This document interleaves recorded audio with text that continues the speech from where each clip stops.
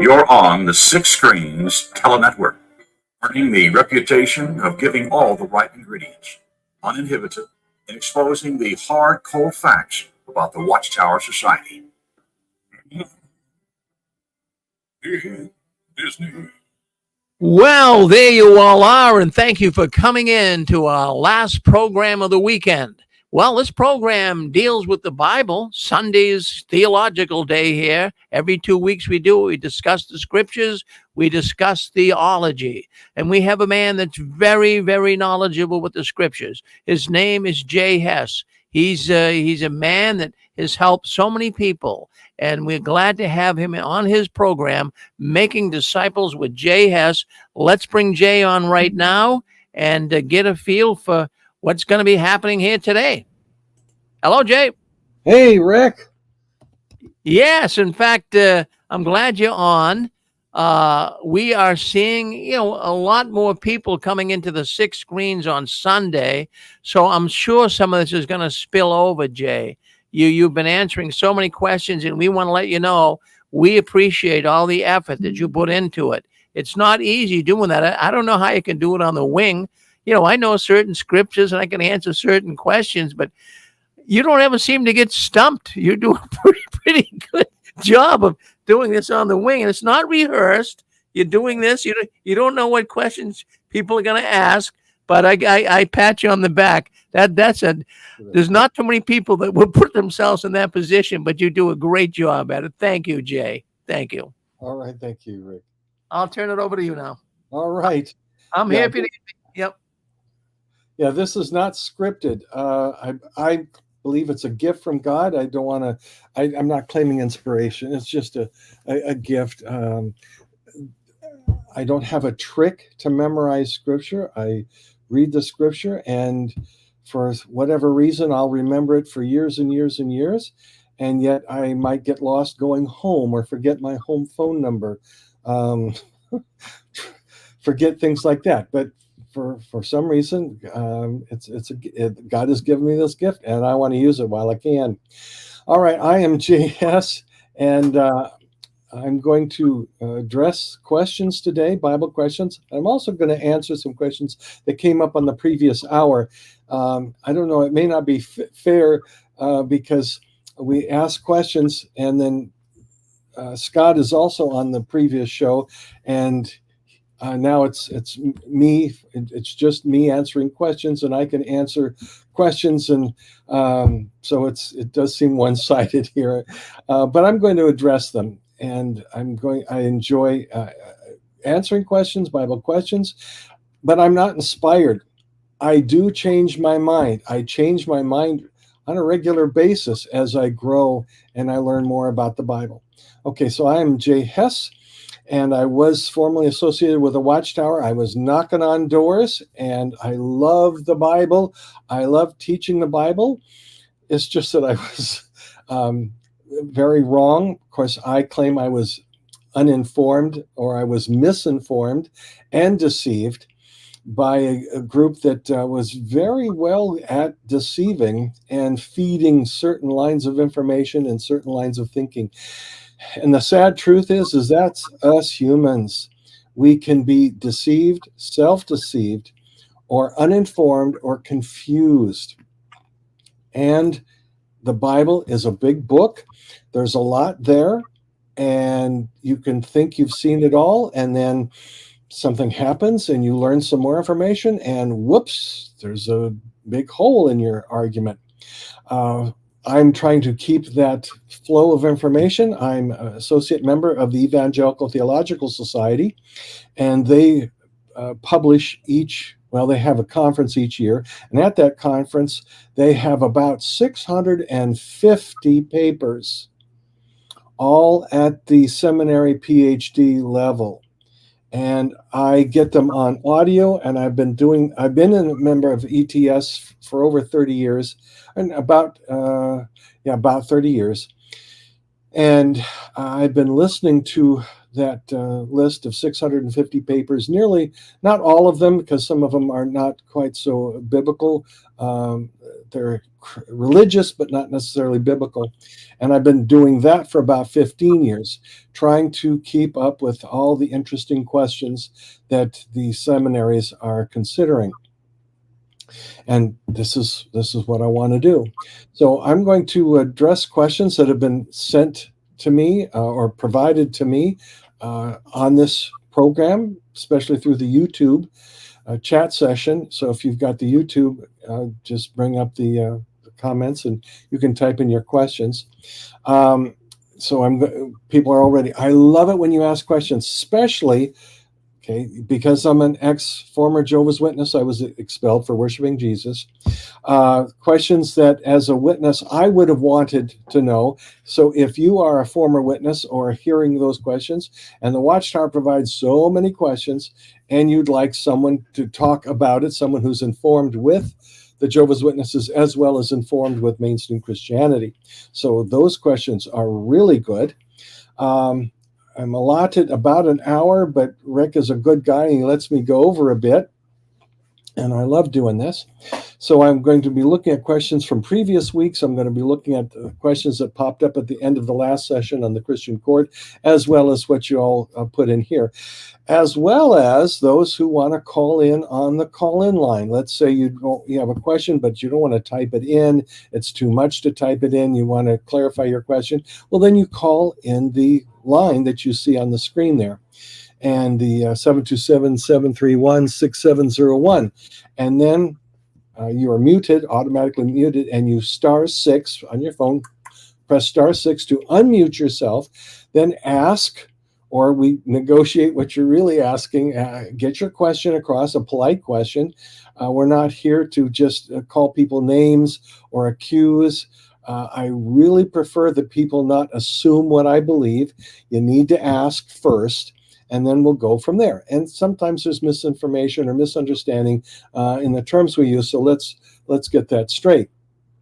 All right, so I'm going to dive into questions. I want to finish up with what we just covered or touched on last time, the business with politics. And it is a complex issue. There's a lot of factors. So I've mentioned it before. I'm going to mention it today. I hold to a jurisdictional view. I do believe in lots of rules and laws based on this book. Of course, this is an English translation, but based on this book, my favorite translation is ESV, but it's jurisdictional, that the set of rules, the morality, is for those who want God's kingdom, and we are told in this book what to do for those who aren't in the community, not in the New Covenant community. Answer, Matthew 28. Jesus said, because he is King of Kings and Lord of Lords, he owns the universe. He tells us to do something. Go make disciples, teaching them everything. And this is a book of rules. So the question came up, do we need laws? Oh, we've got laws. We've got rules. We've got a zillion of them, and we are each to be informed of those. It's possible that we misunderstand those rules? Yeah, because this is a big book. It's complicated. So it's possible we might misunderstand. We Christians often do misunderstand some things. But Christians should be united on what are the essentials. And these essentials are mentioned. Paul makes these lists. Jesus makes a list. Matthew chapter, I think it's Mark chapter 7 now that I think of it. But Paul makes the really nice complete list. Why does Paul make good lists? Because he's talking to Gentiles. The Jews already kind of knew this stuff. So he makes his list where? Galatians chapter 5, 1 Corinthians chapter 6, and also part of chapter 5. And Ephesians chapter 5 are some of the major lists. There are other elsewhere. And did I mention 1 Corinthians 6? Yeah, I did. Good lists of the sins. You can make a lot of laws there. But Matthew 23 has love God. Non-believers aren't going to go with that. But love your neighbor as yourself. More laws. Are there a lot of laws? Yes. We should be teaching them. First, we got to know them, and then we teach them. But where the difference is between my view and so many others is when they violate them, what do you do? See, we in democracies, we tend to think of, well, we make a law and it's illegal, therefore the punishment has got to be very strong to stop people and restrain people from sin. That's not my view. My view is you need to teach them that there's a day of accounting, a day of judgment, and it won't be pretty if you're breaking God's law. And the Holy Spirit is the one who convicts. So what kind of civil laws are appropriate? I claim that those civil laws that are enforcing love your neighbor as yourself. And those who make those laws should be thinking about, is this loving law, protects those who love, protects the love of others, or is it about just enforcing and punishing and things that go beyond just showing love? I do believe in self-defense. So where do I get that idea? Oh, I call it the rule of Abraham. You go back to Genesis 16. Abraham did have the right to defend and rescue a family like Lot and the neighbors, like the Salem, king of Salem, and his family and his people. So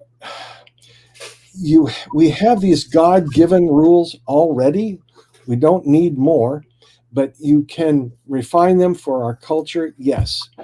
But I'm going to give you an example of where humans make up rules that, yes, something is illegal, but the response to the breaking of the law, I think, crosses the line. I think that the laws should be jurisdictional, that the laws for those who are Christians are applicable to Christians. Those outside of that jurisdiction, the laws are love your neighbor as yourself, and the right to self-defense, which is biblical, goes back behind the law.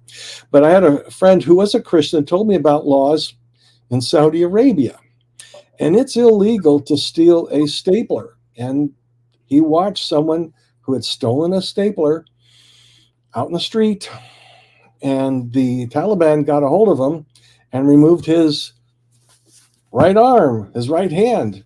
And for them, that's what it meant to be something illegal. So what the problem is that I believe is that people come up with rules, and the punishment for the rules, if the rules are righteous rules, the punishment goes beyond showing love. There's a way to handle that without going to the extremes that most civilizations go to. So then another question came up, well, what about porn? Well, porn is not about loving your neighbor. It is offending and hurting others. So should that be illegal? I would say, yeah, that should be illegal. But what's the punishment? Well, there's got to be an appropriate punishment. And sadly, I think some cultures don't understand that we need to have Christian responses when something is illegal. And I don't believe that the government as it exists is moving in that direction. Then another question came up is, if followers of Jesus don't get involved in politics, whose followers will the only ones be the only ones running the country? My answer is that Christians can be involved in ethics. All Christians should be involved in teaching ethics. That's called the Great Commission. But if Christians don't do more than that and push their way into politics, whose followers will be running the country? Well, according to Daniel 7, that's already been foretold. The followers of the demonic will be running the world. And they are. And we learn that from Ephesians 6, 11 and 12, says this: put on the whole armor of God that you may be able to stand against the schemes of the devil. For we do not wrestle against flesh and blood. I'm going to say that again. We do not wrestle against flesh and blood. That's people, the locals. I call them the locals, here, local to planet Earth. He says, but against the rulers, against the authorities, against the cosmic powers over this present darkness, against the spiritual forces of evil in the heavenly places. Our wrestling is not against human politicians or humans that are not Christians that don't know good ethics. Our wrestling is against the political rulers who are invisible and demonic, and our wrestling is against ignorance of the scriptures. And thus, that is what we are to be doing. We are to be teaching and making disciples. And I do not believe in the divisions that the politics cause. I think that's something that shouldn't be done. It's tearing apart the church. All right. So that was answering that last question. I know that was fast, but it's in view of the time. I want to get to as many questions as I can. Question here. Well, let me see if anything related to anything else that I've already been addressing. Let's see. Anything else? Is porn better than illegitimate children dumped in foster care? I'm not sure I understand the question, but porn is not better than anything. It's a terrible thing. I don't see anything loving about it. Illegitimate children dumped in foster care. This is a fallen world, and currently Jehovah's Witnesses have the right to having children, and so do a lot of religious groups that abuse children. I wish they wouldn't abuse their children. Do I have a solution? It's Jesus' solution. Go make disciples, teaching people to obey everything Jesus said. That's the solution. Will it solve it in this life? Well, no, because that's what Jesus is coming back for, is because man can't solve these things. This world is full of problems. The world will stay full of problems until Jesus comes back. The best we can do, as the Titanic ship is going down, don't bother rearranging the chairs on the Titanic. Teach people to get into the lifeboat and grab your children while you can, because this is a terrible world where people will be hurt, children will be hurt, children will be killed. Jesus has a solution. It's the kingdom and the resurrection. That is the real solution. We should stay out of the business of other things, because we are in. We can teach people to love. If you get involved in politics in a way of telling or giving your opinion, in a sense, through the voting process, then you might maybe get somebody in there that will be a little bit informed and doing right possible things. I don't even know what my neighbors are going to do tomorrow. How can I know what some politician is going to do when they get into politics? I don't know. But if we're teaching people to follow Jesus, his ethics, not just to say, okay, I'm saved because I believe in Jesus, to follow his ethics. When Jesus said, teach them to follow and observe everything he has commanded, he meant everything that's commanded in the Gospels. At least that, as well as more, because Jesus said things implied that we should also pay attention to the Old Testament law. And that's in Matthew chapter 5, 17 and following. So we can be involved by giving an opinion. We can be involved by teaching people that are getting into politics and taking authority there to know what Jesus' ethics are. Is that going to solve the problem? Shake your head no. Might it improve some things? Yeah, it just might. But it will not solve the problem, because the problem is sin, and it is imperfection, and it is ignorance of this book. And the solution is Jesus Christ and him coming back. Okay, let's see if I missed anything else. Yes, love God and your neighbor is the answer to all of this. Very simple. Will children be hurt when they're dumped into foster care? Maybe. They may actually be helped. I know of children that are in a very bad situation right this minute. They need to be in a good home. There are some children who are in homes, of Jehovah's Witnesses, but there are some Jehovah's Witnesses that abuse their children. If you don't know, then you haven't been paying attention to some of the cruel things that parents do to their children. I personally observed it. There is no nice solution in this life other than teaching people to obey Jesus. Okay, so that's my comments on earlier on the political realm. More questions are invited, so if I didn't clarify it, you want me to say more, happy to do that. Next question. Donnie wants to know, can I ask, please, if Christians go to heaven when they die, but people who survive Armageddon live forever on earth? That is pretty close to the Watchtower view, isn't it? So now I have, just here's the plug. I have a discipling course going through the 7 fundamentals as listed in Hebrews chapter 6, verses 1 and 2. And I've done a couple hundred people in churches and doing this. And some have taken this materials and gone even on other continents taking this material. And we talk about the subject of the resurrection. That is one of the 7 fundamentals listed there. So it's necessary to talk about what happens to when you die. The Bible says that folks prior to Christ, I'm trying to make it simple here, people who died prior to Christ all went to a place called Sheol, Hades. Their spirits, more precise is the Hebrew word Rephaim, which is a term for the inner person. We don't have an English word really for translating that. Some translations might say ghost. The New World Translation says the dead or spirits of the dead, because the Watchtower didn't want you to know that there was another Hebrew word for the dead, or the departed dead.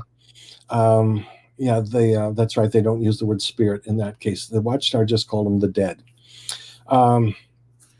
So after the cross, as near as we can tell, because of a passage in Ephesians 4, and because of what Jesus said in Luke 23 to the thief or whatever he was next to him on the cross, you will be with me in paradise. We conclude that those who went into Sheol, Hades, part of it seems to be like a paradise by comparison to the other side. It's a resting place, it's a holding place, waiting for the day of judgment. However, those who are of Christ, according to Ephesians 4, and implied elsewhere, at death, this is not the resurrection. Shake your head. No, this is not the resurrection. The spirit, instead of going to Sheol, Hades, goes to the heavenly Mount Zion, or the heavenly Jerusalem, as described in Hebrews chapter 12, verses 22 and 23. You can read the context, but it's Hebrews 12, 22 and 23. They go to heaven, but that's not the resurrection. Their spirits, Hebrew Rephaim, Greek phantasma, are there in the city, the heavenly Jerusalem. And there they wait. This is still a waiting place, just as if they were in Sheol, Hades, waiting for the resurrection. This is not life for them. This is an existence. They are there waiting. The Bible doesn't say how conscious or unconscious they are. It uses terms like they are resting. We see in Revelation 6, 9, and 10. Of course, this is figurative language, but it depicts these dead ones who are just spirit speaking, but that may be metaphor, it may be figurative, and other than that, we don't have a clear picture of whether they are conscious or how conscious they are. We have hints in early part of Hebrews chapter 12, but that may be, again, metaphorical speech, so I'm not going to say it is or it isn't. But it's not the resurrection. They have not yet put on power and immortality, as described in 1 Corinthians 15, verses 40 and following. So, yes, they're in heaven, but they are there waiting for the resurrection. Now, the people who survive Armageddon, do people survive Armageddon? The answer is yes, they do. But it is through the judgment day. Well, what happens?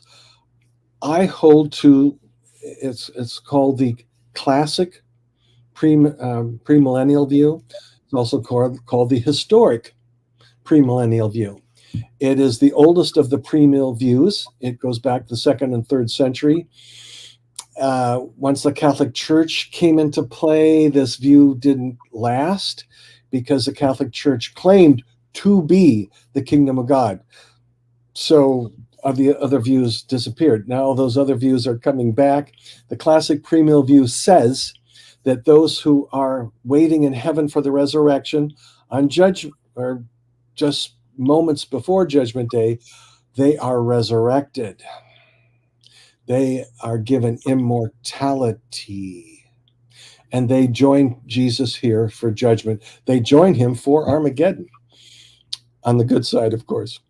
Those who survive and are welcomed into the new earth, because there's a new heavens and a new earth, all of them, those that were in heaven before, are now on earth, because the New Jerusalem has come from heaven to earth. That's Revelation chapter 21. I claim that Revelation 21 is a recapitulation that's in parallel with Revelation chapter 20. So this happens at the beginning of the millennium, that the New Jerusalem comes out of heaven. So these ones who have been raised, given immortality, are coming out of heaven to earth. And those who are granted entrance into the kingdom as Christians are then according to 1 Thessalonians 4:15 and following, they are momentarily raised up, raptured, if you want a word, raptured to meet the Lord in the air. They are not resurrected because they aren't dead, they're alive. They're transformed in the twinkling of an eye. That wording is from 1 Corinthians 15.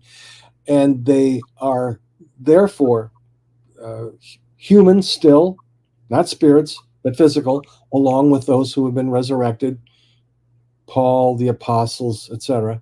They all jointly come down to Armageddon on Jesus' side, and they all live forever on earth in a paradise, as we would find described in Isaiah chapter 2 and Isaiah chapter 11, and chapter 65 and chapter 66, all in Isaiah. So that is the picture there, Donnie. That was rather fast.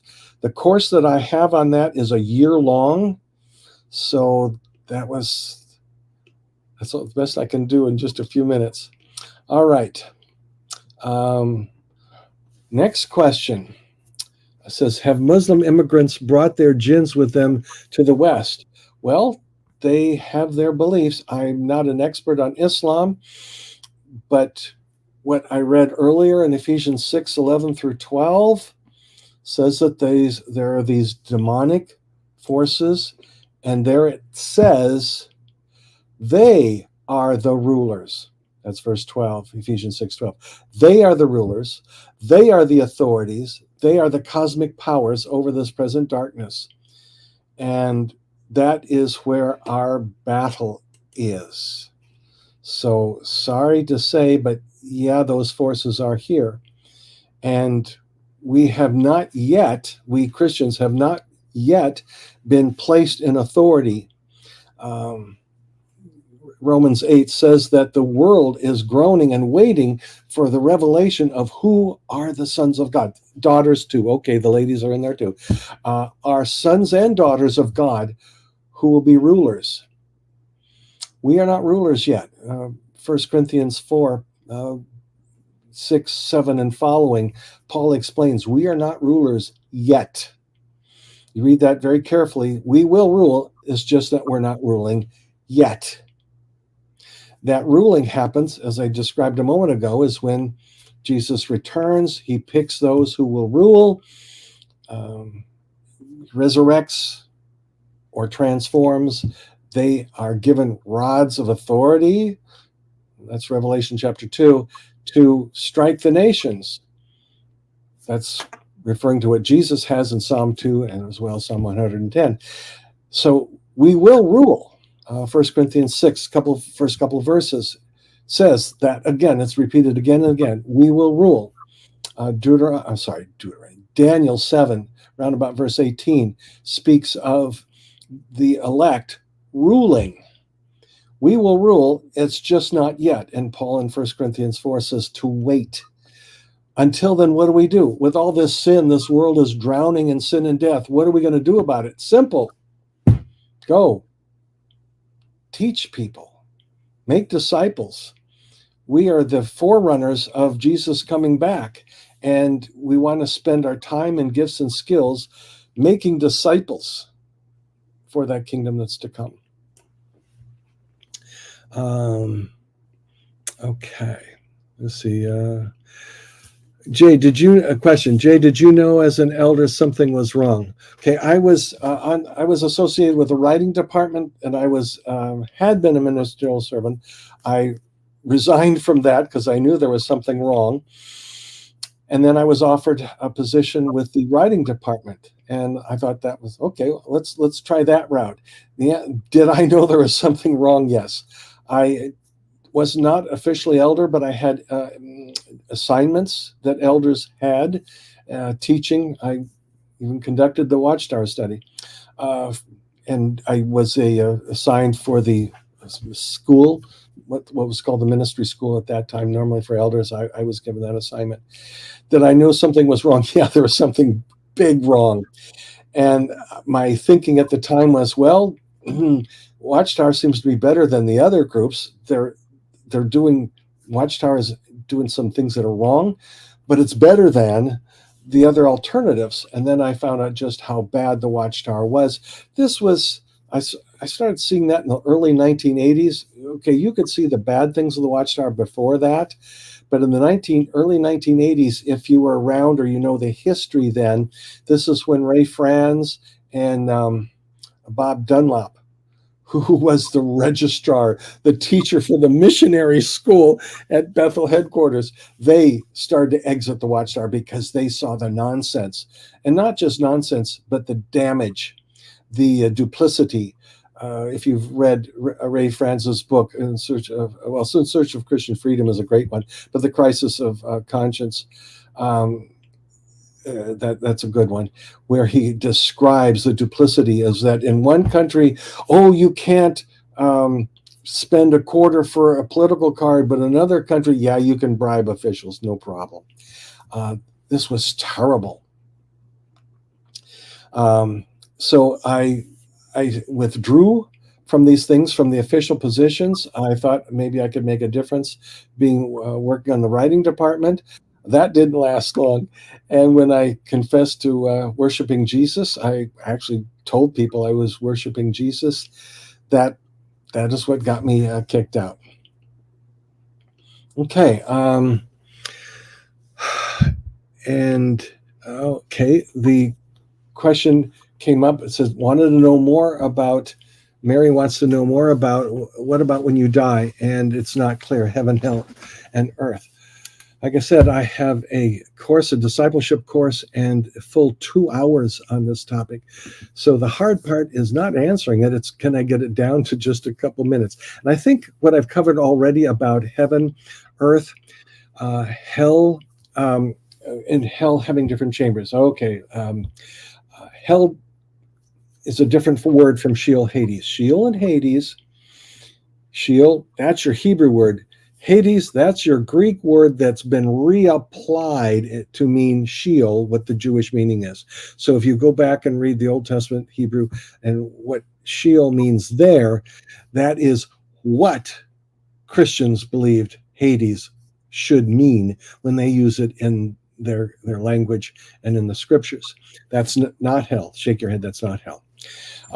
Sheol, Hades is just the place to wait until the judgment and resurrection. In the Old Testament, we don't get much of a hint. There is one passage, kind of, sort of, in Isaiah. I think it's around about chapter 26, that talks about where or what goes on in Sheol Hades, but it's metaphor. It sounds like a parable, so you can't really count on it and say, yes, that's exactly what it means. But if it is, it implies that there is a place in Sheol Hades where the people that were bad in this life, they congregate.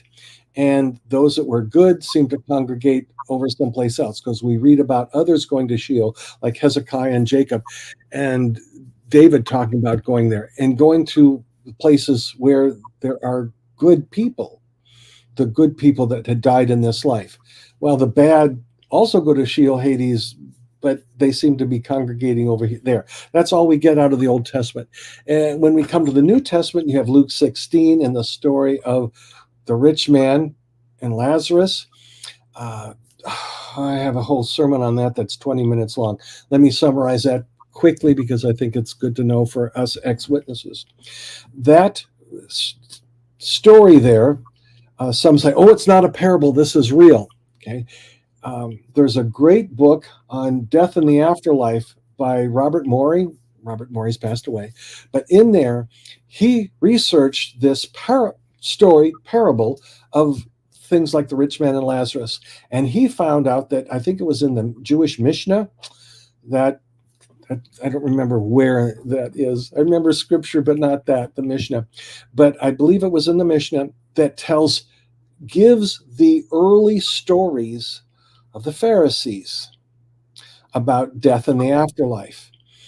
And Robert Morey was convinced that what Jesus said there in Luke 16, last half of the chapter, is a derivation of a Pharisee parable that would have been consistent with the way they understood the Bible. So it's consistent with the Bible, but it taught a Pharisee lesson. So Jesus develops it in a very clever way, with the conclusion at the end of the story that you Pharisees, if you read the Bible, you'd know what the real things to do, what is right and wrong here in this life. But the story of the rich man and Lazarus is part of one of the props, I'll say, or descriptors in the story, is this Sheol Hades that has two compartments. Now, is that to be taken literally? I'm not convinced, because I believe Robert Morey is right that Jesus is drawing on a well-known story of the Pharisees. And he was just retelling it with a little twist on the end. Instead of favoring the Pharisees, it disfavored the Pharisees. That there are compartments because of the hints in the Old Testament that the good guys go to Sheol Hades and they're on one side with the other good people, and the bad people that go to Sheol Hades are with the other bad people, based on one passage in Isaiah, or maybe two. So that's all we know about that. Hell, biblically, that is something else. That is the lake of fire. And I believe I've talked about this a couple times in previous sessions. It's the lake of fire. It's called Gehenna. That's Hebrew, not Greek. Yes, it's spelled with Greek letters, but it is not a Greek word. It was not in the Greek vocabulary. It was two Hebrew words, Gehenna, Valley of Hinnom, and spelled with Greek letters. So what is that? And that's a whole debate, but let me tell you briefly, because the question is here, and it was one I was troubled with and I wanted to know. So I'm going to save you some hours and hours here. That Gehenna, or the lake of fire, in mainstream Christianity, amongst evangelicals, I consider myself in the evangelical community, obviously, because I am a member of the Evangelical Theological Society, that there are three views. The traditional view, a view of just separation, and then a third view that's kind of a little bit broader. Let me summarize. The traditional view is abbreviated ECT, eternal conscious torment for humans, which is just as it sounds like. The punishment is eternal conscious torment for wicked humans. Second view is that they're separated from God. The place doesn't torment them. The term of lake of fire and fire of hell are just metaphors, figurative. So don't be paying too much attention. It's kind of more figurative. But they are eternally conscious, but the place that they're in isn't causing the torment. God is not causing the torment, but rather they are separated from God. And that you can find in a little brief, not so brief a discussion in the book, Lee Strobel's book on the Christ, Case for Christ, Lee Strobel's book. In there on the chapter on J.P. Moreland's chapter, he's a theologian, and he says, no, it's not eternal conscious torment. No, it's not eternal conscious torment. He says, no, it's separation from God, eternal.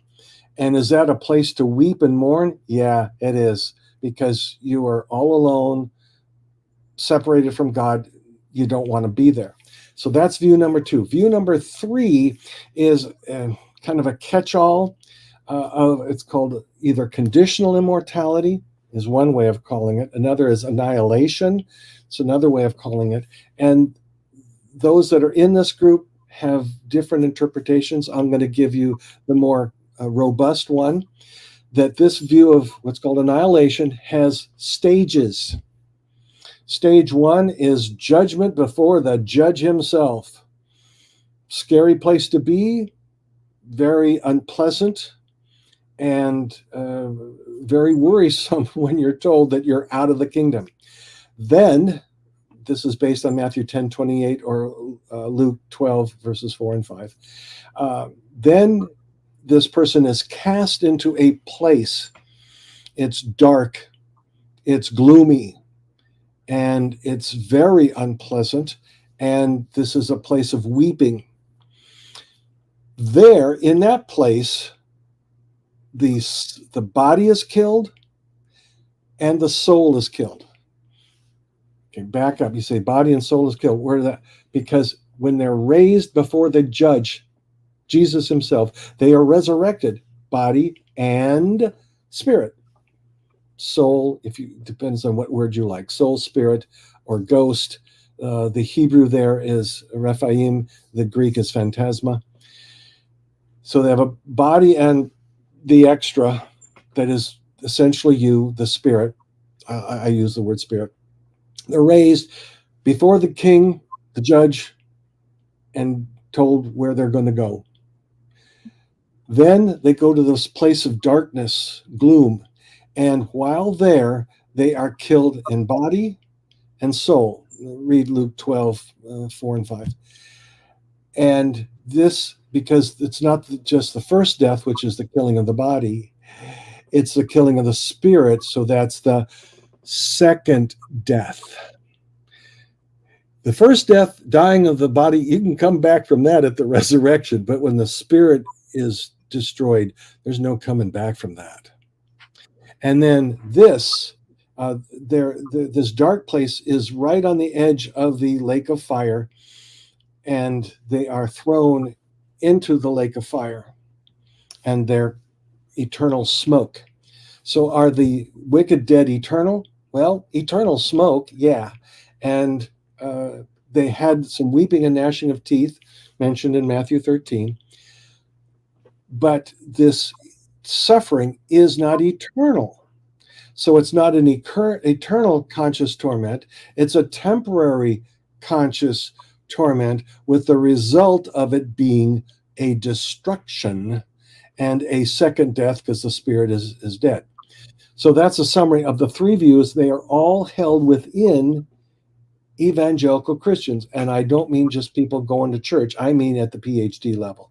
There are scholars at the PhD level who have studied this, written books on it, who hold to each of those 3 views. So I say you got some choosing to do.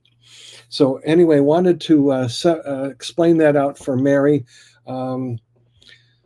like I said, that's a summary of over 2 hours worth of my class on that topic. Mary asks, spirit, soul, and body, how is this changing after life? Well, as I think I just said, the spirit and soul, or ghost, whatever English word you choose, we don't have a good one for it. The Greeks and the Jews did have good words for that. There's the resurrection, and the wicked, depends on those three views, what you believe happens to them, whether it's eternal conscious torment, eternal separation, or a form of annihilation. Or for those who are righteous, granted into the kingdom. Luke 19 says that there are those who will rule over the cities, and the cities will have inhabitants.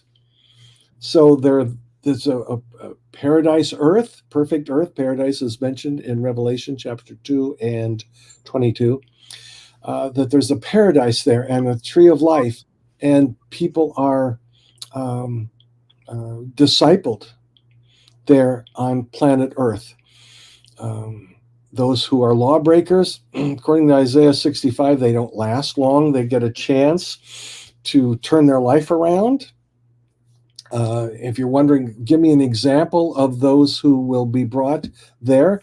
Okay, go to Jonah chapter 4, and you read the verses 10 through 11 about how God felt toward the Ninevites. Where are they from? Assyria. These are pagans. These were bad people, but they repented at what Jonah preached. Then you go Matthew 12:41, and Jesus mentions those very same Assyrians and says they will rise in the judgment and condemn other people by their testimony that they listened to Jonah, and the people of Jesus' day didn't even listen to Jesus. And this fulfills references in Isaiah that speak of Assyrians in the kingdom uniting in the worship of the true God Yahweh. So that fills out the two paths, those that get judgment and what the resurrected people community look like on paradise earth for the 1,000-year reign anyway. Okay. So that was fast. That summarizes a course that's almost 6 months long. All right. Okay. Someone says, let's share thoughts. Okay, Lazarus and the rich man. Yes, I covered that. Let's see. The earth is a runway to prove ourselves after Lucifer pulled his. Oh, yes. At the end of the 1,000 years, Revelation is the only place that mentions this, though, clearly. Mentions that after the 1,000-year reign, because the 1,000-year reign is a transition kingdom. It's the parousia kingdom. It is not the final kingdom. If it was the final kingdom, then why does 1 Corinthians 15, 28, 20 through 28 speak of Jesus finishing his rule and waiting until he's done ruling and then handing it over to God? If his rule doesn't end, why does it say, and he hands it over to? Well, the kingdom actually continues, but Jesus is not the direct king anymore because he hands over the kingdom to his Father, as Revelation describes. Okay. So yes, at the end, the devil says, all right, who's for God and who's not? And those who say, all right, and maybe there's some Assyrians that say, no, I'm not going to go with God. I'm going to go with this guy here. He used to be my God when I was back in Assyria. While other Assyrians, Ninevites, say, no, I like Jonah's God. I'm going to go with that. So maybe that's what happens. We don't know the details. All right. Okay. And Debbie's says, I thought Armageddon was a place and not an event based on former 6-screen Sunday shows. Yes, Armageddon.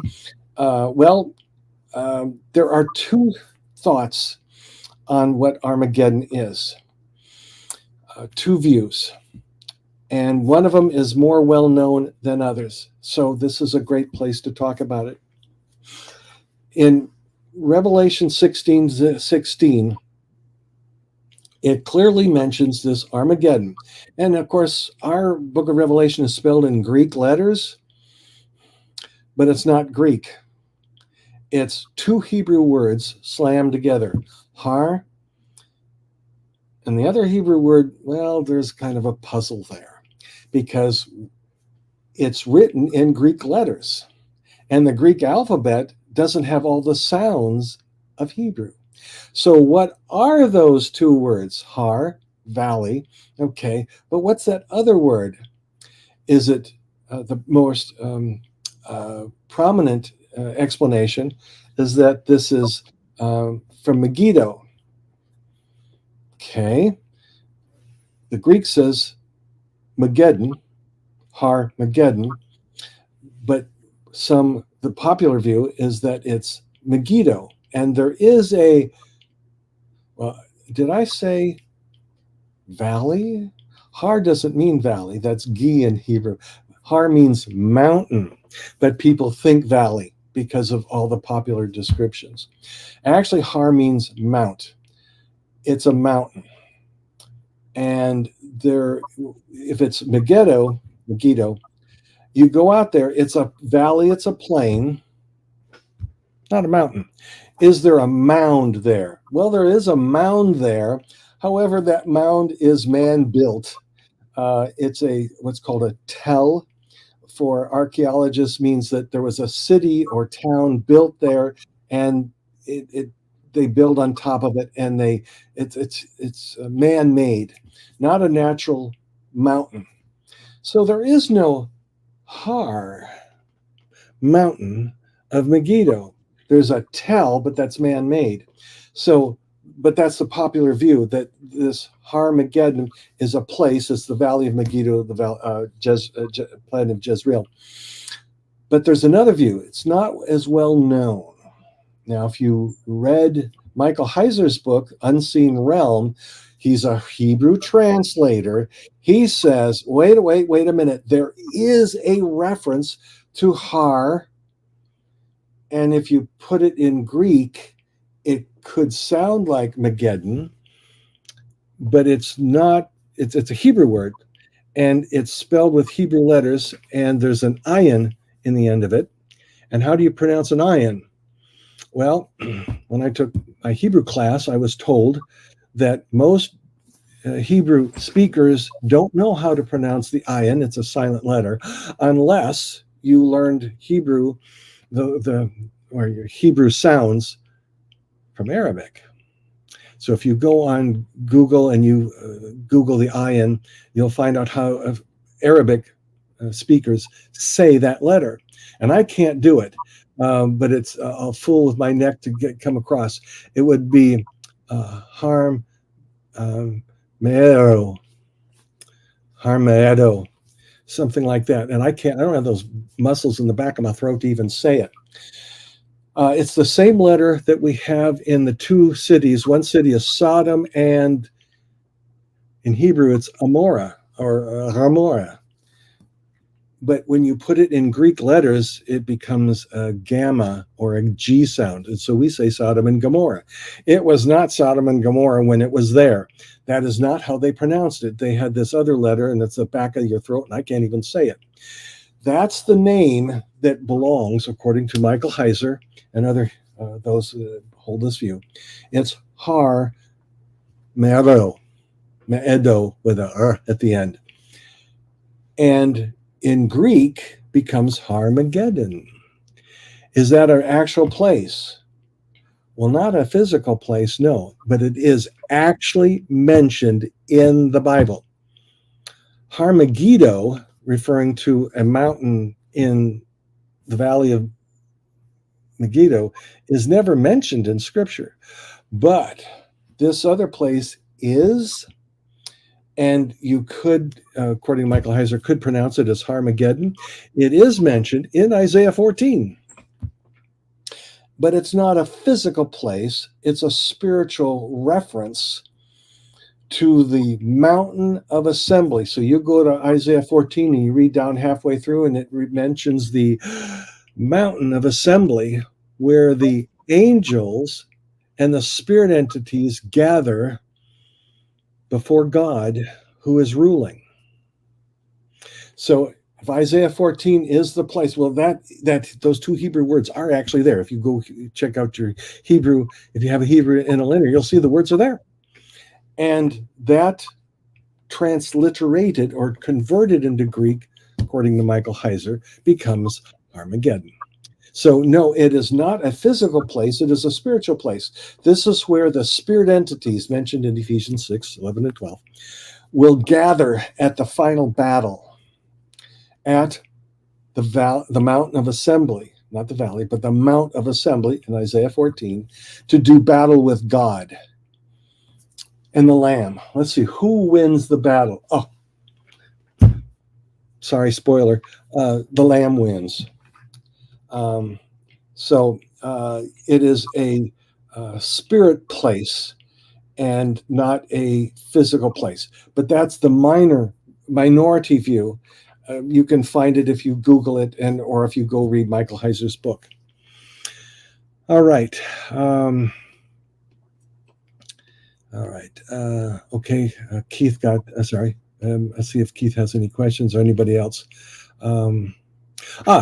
Question: ruling in the kingdom, ruling over who? And I kind of summarized that a little bit ago. That you'll have those who are faithful to their covenant to God, who will be placed in different positions of rulership. Not all the same positions of rulership. How do we know that? Because of Luke 19. Halfway through, there's Jesus telling the story of the guy who goes away to become ruler and comes back. Guess who that is? That's Jesus. He comes back to rule, and then he calls forth his servants to him. And he says, okay, servants, tell me how you've been doing. And the ones who did more, well, all the faithful ones get the word, well done, good and faithful slave. But those who accomplished more and their message was more proper, not sloppy theology, but good theology, and they make disciples, and disciples for the king, not disciples for man, disciples for the king, not for the church. These are granted authority, some more and some less. So you read Luke 19 in the teens, and it says some, well, the different servants, he had a bunch of servants, and he places them, some over 5 cities, some over 10 cities. So the question is, who are in the cities? Well, you read that parable really careful, you'll find out that of his citizens, of his earthly citizens that are not servants. See, there's a difference in that parable between the citizens and the servants. The servants are rewarded with rulership. The citizens enter into those cities. So there are those who were not in a covenant relationship with Jesus and didn't know what they're doing, but like the sheep of Matthew 25, sheep and the goats, it's Matthew 25, verse 31 and following, the sheep are granted entrance into the kingdom. Now, this is not the other sheep of another story in John 10. I'm not talking about that one. I'm talking about strictly Matthew 25, 31 and following. These sheep, contrast the sheep and the goats, the sheep are not blessed because they had great faith in Jesus or because they were servants. It doesn't say that. Rather, because of their compassion for keeping the law, love your neighbor as yourself. They kept the second greatest commandment. They didn't know about the first one, about loving God. They don't seem to know God much, but they love their neighbor as themselves. They get granted entrance into that kingdom. They get into the cities. The verse doesn't actually say that. It just says they get into the kingdom. It's the Luke 19 passage that says the cities are there, and the people, those that are servants to Christ and faithful, keep their covenant. They get to rule over those cities. And I talked earlier, as an example, who would that be? Mentioned the Ninevites, who were heard Jonah, repented. Jesus in Matthew 12:41 says that they will be raised with the Jews of Jesus' day, and by their testimony condemn the Jews of Jesus' day. And what's going to happen to them? Well, they will be granted, as I understand these passages, they will be given to live in these cities. They will be discipled or mentored by those who had been servants of Jesus and faithful to the covenant and their assignment as being disciples of Jesus. So that's who I would say are those who will be ruled over. That's a good question. Again, this view that I'm explaining, that's not my private view. This is the view of historic premillennialism or classic premillennialism. It's held by some in the evangelical community. And so it is, you can find books by these folks.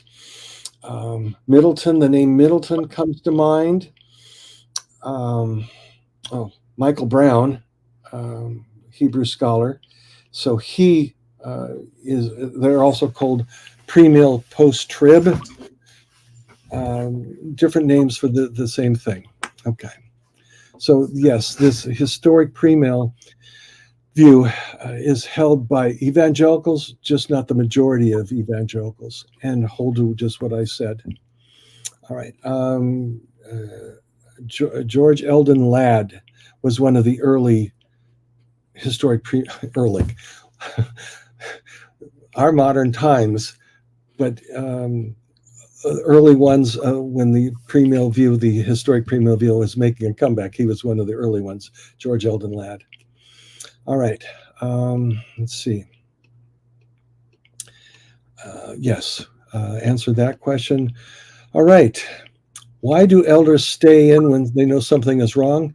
Because they will lose their family and everyone, because the Watchtower will dissolve their relationships, and it's a high cost. Now, I knew that was going to happen. I hoped it wouldn't happen. And since getting out of the Watchtower, I'm glad for the stand I took. I took a stand for Jesus, but I lost my biological children, pretty much. I don't have much of a relationship. One of them is a Christian, but we don't keep in touch because the marriage was, the relationships were broken so early in life. All right. All right, another question. If there are no rules, laws, morals, if Christians aren't supposed to get involved with governments, how can we have freedom to teach them? Jesus answered that question. There are rules, laws, and morals for Christians. Non-believers do what they want. How can we have freedom to teach them? Well, this is what Jesus said in John 16.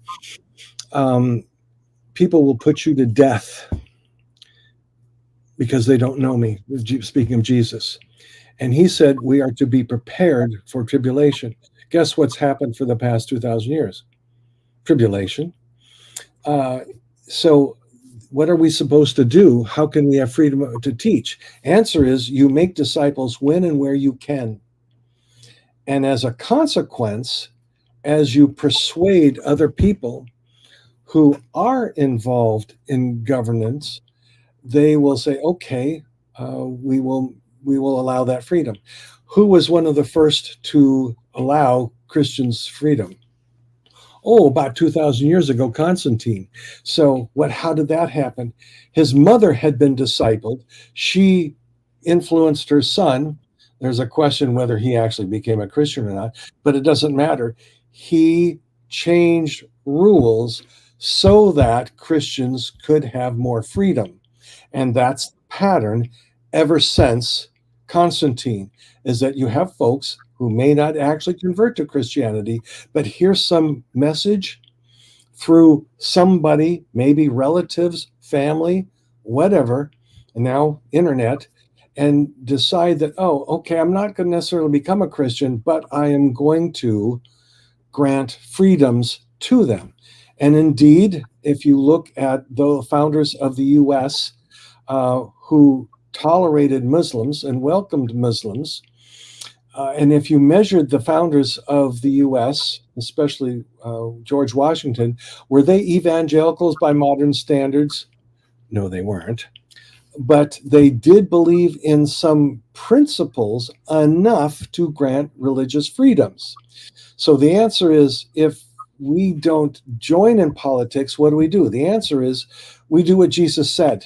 Go, make disciples, teaching them to obey everything Jesus says. And will bad things happen? Well, that's very simple. You go read John, the last night of Jesus' life. Jesus said Christians would be put to death. Now, is Jesus a true prophet or a false prophet? He's a true prophet. What should Christians do to prepare for this? The answer was, he says, you need to know who's Lord. And yes, of course, everybody died anyway, but some died in a horrific way. They died in the arenas with the animals or the crosses. Jesus said, this is what's going to happen. If you sign up to be a Christian, count the cost. He says, sit down and count the cost in Luke. And you will see that unless you're willing to give up everything for me, you're not worthy of me. Even to die. And he said to carry your own cross. So can we have freedom to teach? Well, enough that Jesus said that death would not overcome the kingdom, his followers. So yeah, you will have time in this life. Will you die? Yes, if you don't live until Jesus comes back, you will die. What do you do with your time? What is the solution? Answer, go make disciples, teaching them to obey everything. Teach everyone you can. Be skilled at it. Be informed at it. Be able to give a reason for why you believe what you believe. That's 1 Peter 3:15. It's give a reason for the hope. What is your hope? What is your hope? Is your hope, well, I'll be saved? Okay, but that's 1 Peter 3. You go to 2 Peter 3, and that's the hope. The hope is Jesus comes back. He burns all the governments down to the ground. That's 1 Peter 3:10. He burns it down to the ground and brings his kingdom. That's our hope. Can you defend your hope?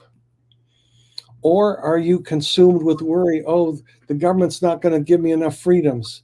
Jesus never said we should be worried about our freedoms, because we are here. We are a stink, according to 2 Corinthians. We are a stink to the peoples. Maybe that was Peter. Anyway, we are a stink to the peoples, and we are on display. And don't be worrying about your freedoms. You need to be worried about, do you know Jesus? Do you know him as Lord, as ruler? Does your life show it, that you have absolute faith in the resurrection? That is 2 Corinthians. First few chapters of 2 Corinthians, he talks about Christians suffer. What do we do about that? The answer is, we have absolute faith in the resurrection. And if we're killed or if we're restrained from teaching, okay, so right now, the Bible is everywhere on the internet. No one can claim that, oh, I never heard of the Bible. That's nonsense. What we want to do is we want our message to be clear. What we want it to include the hope that we have. 1 Peter 3:15. And can we do it in a gracious way? Do we need the freedoms of a government in order to carry out his commission? No. Jesus said, do what you can, live out your life. Even if you don't do it by word, you show who is Lord. And you can win over people without a word. Peter says a wife can, Paul says it in 1 Corinthians 7. You can win over a non-believing husband without even a word. Just living out your faith, which is an Old Testament concept from Deuteronomy 4 and Deuteronomy 12. Just live out your faith, and people will say, you've got something I want. Of course, that's what Peter was implying in 1 Peter 3:15. They will look at your conduct. They will look at you and say, how do you cope with these problems? They'll ask you. You don't need governmental freedoms in order to do it. You live out your faith, and people will ask you, but then do you have a response? Can you talk about your hope? Which Peter says is the coming Christ in his kingdom. Where? To hear that there's a paradise earth, which is a view going back, as I said, 2nd and 3rd century. And you don't need these governments and their rules. What you need is to be skilled in your knowing the scriptures and teaching it. Right. And yes, I've answered that question about government in the last question. Jay, did I know Barb Anderson? Not personally. She was, because I was not, the question was, since I was involved in the writing department, did I know Barb Anderson? Who was? No, Barb Anderson was on site there at Bethel. I was an outside contributor because the Watchtower does have people who are outside of Bethel who submit letters. Funny story about that, not get into it, but I had special address labels just for the writing department so as to go through the mailroom, because if people write in letters they want to get published and you don't have the right addresses, you can't get in. So I had special addresses, but no, I did not know Barb. She heard about me because she was on site there at Bethel. So she had heard about my being involved, but didn't know me personally. I only had my contact, Cyril Alessino, who was my personal contact there at Bethel, who I worked through. And he's the one that got me the addresses and the assignments and all that. All right. I think I may have answered those questions. Okay, I answered that question. All right. Now those questions were, those are Debbie's questions asked almost a half hour ago. So I've answered since then. And I did not say you can't get involved in politics because I didn't say that. You can express an opinion through voting. But I caution people getting involved directly in politics because that can consume your time. Humans are tempted to overstep what the Bible says. Paul said, or Jesus said, do not lord it over like the Gentiles do. There's such a temptation. And Christians who are sincere get really involved in politics, start making up rules, and these rules can and sometimes do overstep the boundaries. So I'm not saying it's a sin. I'm saying it can be very risky to be directly involved. I'd say that that you can express opinions through voting of what you lean toward, and you think someone might possibly be able to, you can work with them, maybe. But those who make those rules directly are tempted to go beyond what the Bible would say. Let's see. No, I never said to be avoid anything to do with politics. No, I never said that. Say without politics, there'd be utter chaos. This earth has not had utter chaos in a long time. We've got chaos in spots. We've got messed up rules and disputes and divisions. Oh, yes.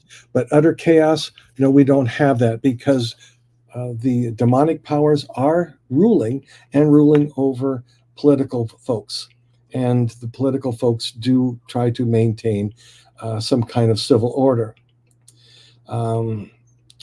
So I think I clarified that because I was and I need people get misunderstand, but I do not recommend getting directly involved in politics. I think it's a risky line of business. I did not condemn it as being sinful, never did. Okay. And yes, we do need to study the word and draw our own conclusions. Okay. Okay, I believe I've answered those questions. I did answer that. Politics. I'll scroll down and see if there's anything more I haven't got to. I'm going to keep going here. Thank you, Rick, for being patient. The point about what about Jesus saying no part of the world and Jesus refusing Satan and his governments? Doesn't that mean we shouldn't get involved in man-made governments? That's what I'm saying, is that there is a risk, because we have a democracy. There's many democracies, and as you get involved in that, it is so tempting to start using that authority to go beyond what is granted, say, an elder, because elders are granted some authority in the Christian congregation. Well, that's as far as the limits go. Those who get directly involved will tend to get and to be tempted to join in to the worldly desire to control and subdue others. That's I think is very risky, and those scriptures are relevant. But I read my favorite, Ephesians 6:11 and 12. Let's see. So when you have water and electricity and healthcare issues, right? See, that's not about ethics. That's management. The water, the utilities. That's not ethics management. That's utilities. That's practical management. So that's not being part of the world. That was things that you can do. So you vote for someone to be in the on the school board. I've voted. I had a friend who was personally involved in that. Is that politics? Yeah, that's considered politics. But I'm making a distinction between management and ethics and coercion. Ethics and coercion is that if you say something is ethically wrong, what is the coercion, the punishment to restrict people from sin? That's the problem. That's where Christians get drawn into going beyond the jurisdiction, and they want to start punishing people. That's different from just management of the resources, the utilities, the regulation, the traffic laws, directing people. But once you start making ethical issues and then you start making punishments, are these punishments really appropriate and reasonable? That's where, if a person is a good Christian and loves their neighbor as themselves, they might have some good answers to those questions. But in a democracy, there's all sorts of voices. Democracy requires that there's other voices in there. And what happens is that you could be involved in some ethical situation where people get punished, and the punishment is very unreasonable. And I'm going to give you a couple examples. There was one some years ago where there was a documentary, movies about it, where the law was trying to clamp down on illegal drugs. And I am against the drugs that destroy the brain, recreational drugs. I think this is a terrible thing. So in order to clamp down on that, the government made up this law of accessory to the crime. And what happened is that anybody associated with the drug dealer was also liable for punishment. So what happens is that you get the drug lord has his girlfriend come over. Now she knows that he's a druggie, but she herself does not sell drugs or do any of that. She's there. The phone rings. She picks up the phone and answers the phone. And she gets arrested as an accessory. And because she is not forthcoming with facts, she goes to prison. And this catches the attention of newsmakers and people who watch the news, and judges would recuse themselves and excuse themselves and refuse to sit in judgment over these other persons who were not involved in the crime. They were not doing drugs, selling drugs, but they were there associated with the drugs and were going to prison over it. Now, that I claim is overstepping. This is not love of neighbor. Okay, there's a problem, yes. Is there a solution? Well, it's something to think over.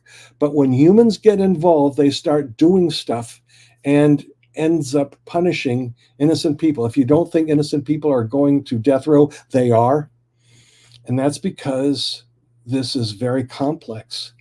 And if you get involved directly with that part of government that's involved with ethics, along with coercion and punishment, you could be crossing the line, and you may have to answer for Jesus as judge for getting involved in that. So you need to be careful. Second example, we just had that one where one government of a particular state in the U.S. said that at these fertility clinics, that if these embryos, who they classify as fully human, a employee made a mistake, accident, and one of these embryos spilled out and died on the floor, this is accidental manslaughter. So these IVF clinics, IVF, fertilization, artificial fertilization clinics shut down because of the liability that their employees are going to go to prison. This is Christians overthinking the problem. They get involved and they start making rules that punish people that aren't doing anything wrong as far as they know. So this employee is carrying this vial or whatever, or accidentally pulls the plug, and he can go to prison. So does it happen? Yes. So that is my concern about politics. I'm not saying it's a sin. I already made that clear.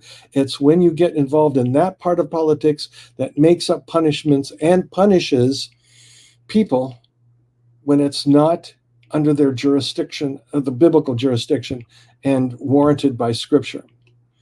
Okay. All right. Okay. Let's see. He says, I could call to speak the Armageddon song. Ooh, so Keith, do you know an ion? If you dial the number and you want to pronounce an ion for us, that would be interesting. But I've seen it on YouTube. Okay, and you said you've read the Purple Interlinear. Well, that doesn't tell you how to pronounce an ion. You've got to hear it, and you've got to be able to use those muscles in the back of your throat. So if you did not grow up knowing Arabic, you can't help me. I have spoken to people that were raised in Egypt who speak Arabic, and I have heard the sound. But if you do not have the muscles in the back of your throat, you cannot say an ayin properly. You can guess it like I've guessed it as I've heard people on YouTube, but it's tough to do. Okay.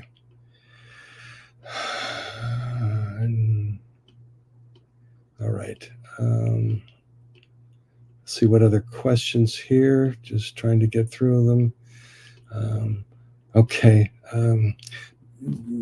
Beverly is answering a question to someone that was talking about the LDS, about John.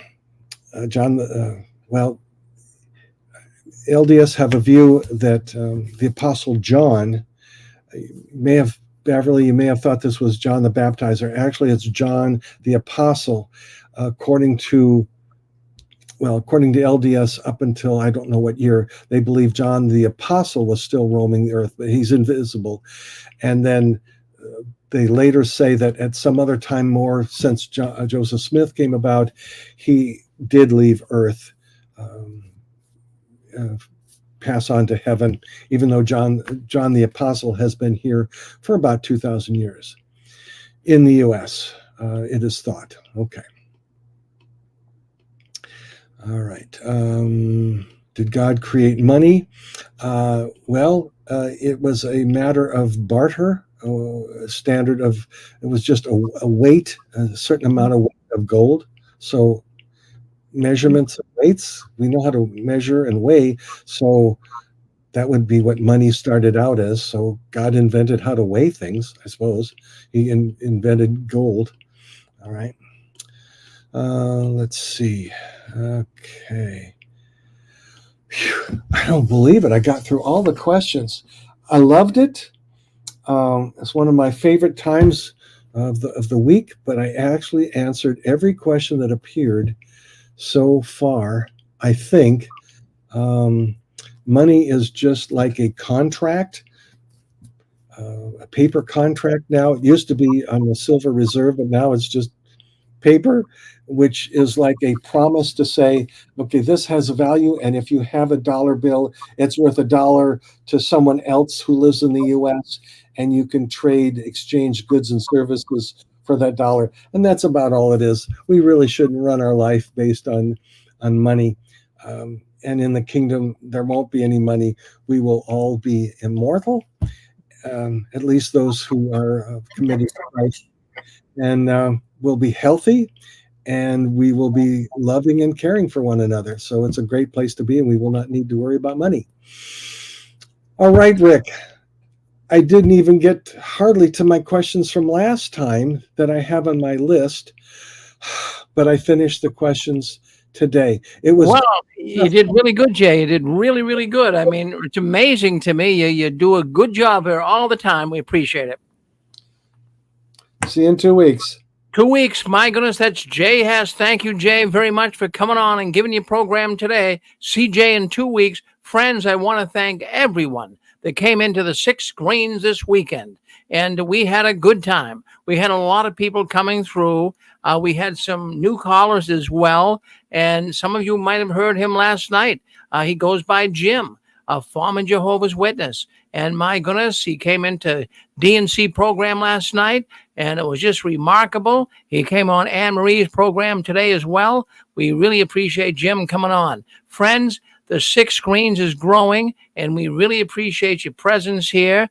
We look forward to seeing you next week. We have Barbara Anderson coming on. She'll be coming on at 5, somewhere around 6 o'clock, somewhere in that area. So she's got a whole program lined up, so we'll listen to her next week.